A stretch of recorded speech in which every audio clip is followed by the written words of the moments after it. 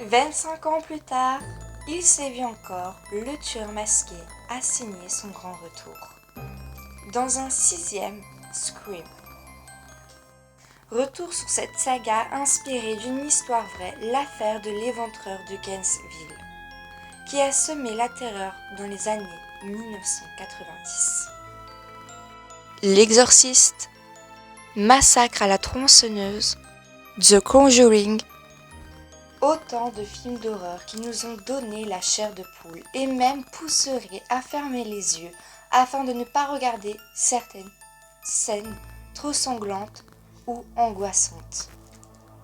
Tous ces films ont un point commun, ils sont tous inspirés d'une histoire vraie. Tout comme Scream et son homme masqué, tuant sans merci chaque personne qu'il croise. Ghostface, comme on appelle le tueur de la saga. Mais qui se cache réellement derrière ce masque? Cette affaire date de 1990, celle de l'éventreur de Gainesville. Nommé Danny Rolling, Danny Rolling connaît le même parcours que tous les autres meurtriers sanglants avant lui. Né en 1954 en Louisiane, il grandit dans un foyer instable. Violé par son père, il est témoin de la tentative de suicide de sa mère. Très jeune, il se fait connaître des services de police en étant arrêté de voyeurisme et cambriolage. Il attendra ses 35 ans pour commettre sa première tuerie. Le 4 novembre 1989, il s'introduit dans une maison de sa ville natale et tue les 3 habitants, un homme de 55 ans, une femme de 24 ans, violée et retrouvée dans une étrange mise en scène, et un enfant de 8 ans.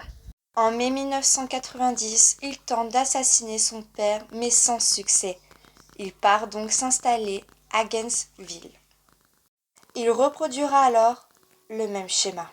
Il s'introduit dans les domiciles de ses victimes. Il leur scotche la bouche, attache leurs poignets, les viole et les poignarde dans le dos. 5 personnes tomberont sous les coups de Danny Rolling. Les meurtres lui donneront le surnom de l'éventreur.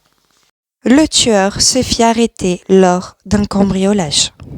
Les forces de l'ordre font le rapprochement et découvrent chez lui des outils pouvant correspondre aux armes des précédents crimes. Il confessera ses crimes lui-même. Il sera condamné à la peine de mort en 1994 à la prison d'État de Floride. Aujourd'hui encore, certaines personnes fermeront encore les yeux par cette terrible histoire. Le scénariste Kevin Williamson, pris par cette histoire, finira par créer le film d'horreur Scream.